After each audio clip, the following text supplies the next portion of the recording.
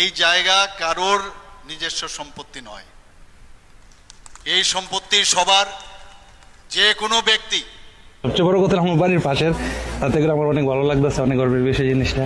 আমার বাবার নাম হয়েছে নরেন্দ্রচন্দ্র সাহা, আর ওনার নাম হয়েছে মাখন শাহ, মানে পাশাপাশি বাড়ি।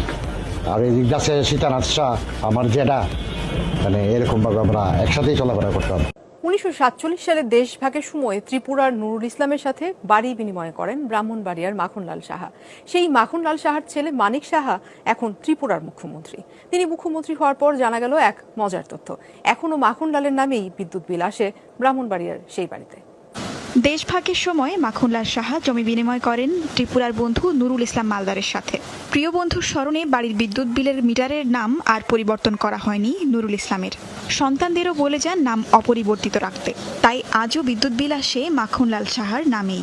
আব্বা বলে গেছেন যে মা নামটা মুছবা না, নামটা রেখে দিবা। ও আমার খুব ভালো বন্ধু ছিল, বন্ধু না, ও আমার পরম ভাই, ও আমার ভাই, ও তুমি কখনো এটা মুছবা না, তাই এই নামটা রেখে দিলাম। আমার ভাইয়া মুখ্যমন্ত্রী হয়েছে, আমি গর্বে গর্বিত।